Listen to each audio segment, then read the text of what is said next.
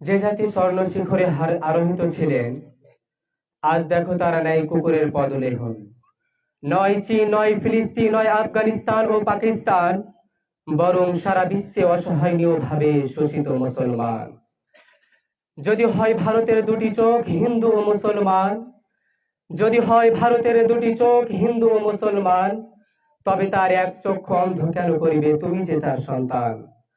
উপস্থিত সম্মানিত সভাপতি মহাশয়, আমাদের প্রিয় মাদ্রাসার সকল শিক্ষক ও শিক্ষিকা, সম্মানিত অতিথিবৃন্দ, সহকর্মী বৃন্দ এবং প্রিয় শিক্ষার্থীবৃন্দ, আসসালামু আলাইকুম। সম্মানিত উপস্থিতি, আজ আমরা দাঁড়িয়ে আছি এমন দিনটিকে কেন্দ্র করে যেদিন আমাদের মাতৃভূমি দাসত্বের শিকল ছেড়ে মাথা তুলেছিল এই স্বাধীন আকাশে। এই 15ই আগস্ট এটি আমাদের আনন্দের দিন হলেও কিন্তু এই আনন্দের নিচে চাপা পড়ে আছে অনেক রক্ত, অশ্রু আর বিস্মৃতি, আত্মত্যাগ। সম্মানিত উপস্থিতি, আজ স্বাধীনতার ইতিহাস বলতে গেলে আমরা কিছু পরিচিত নাম স্মরণ করি, যথা মহাত্মা গান্ধী, পণ্ডিত জওহরলাল নেহরু, নেতাজি সুভাষ চন্দ্র বোস প্রমুখদের নাম। কিন্তু অনেকে ভুলে যায় সেই শহীদ মুসলমানদের নাম, যারা এই ভারতবর্ষের জন্য, যারা এই দেশের জন্য, ইংরেজদের হাত থেকে এই দেশকে রক্ষা করার জন্য নিজেদের জীবনকে দিয়েছেন বলিদান।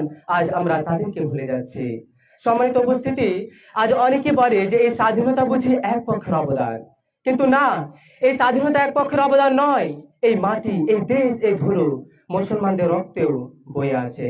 সম্মানিত উপস্থিতি, তাই আজ আমি সেই ইতিহাসের কিছু গুরুত্বপূর্ণ অধ্যায় আপনাদের সামনে বলতে চাই।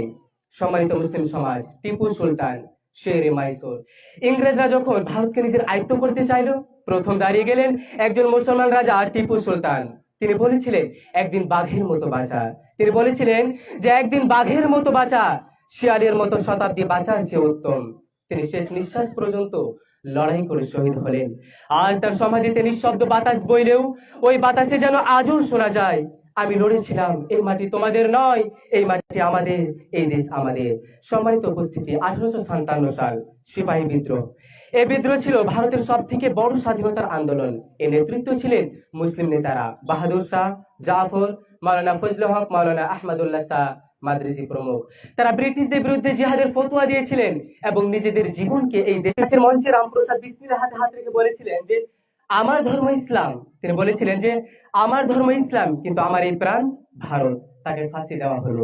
জানে না কত মা কাঁদলো, কত ইতিহাস চুপ করে রইল। মাওলানা আবুল কালাম আজাদ, কলমের বিপ্লবী। তিনি যুদ্ধ করলেন মঞ্চে নয়, কলমে, ভাষণে, শিক্ষায়। এই স্বাধীন ভারতের প্রথম প্রধান শিক্ষামন্ত্রী একজন মুসলমান আবুল কালাম আজাদ। তিনি বলতেন যে জাতি নিজের ইতিহাস জানে না, যে জাতি নিজের ইতিহাস ভুলে যায়, সে কখনো তার ভবিষ্যৎ গড়তে পারে না। সম্মানিত উপস্থিতি, এই দেশকে আজাদ করতে হিন্দু, মুসলিম, শিখ, খ্রিস্টান ইত্যাদি সকল ভারতবাসী দিয়েছেন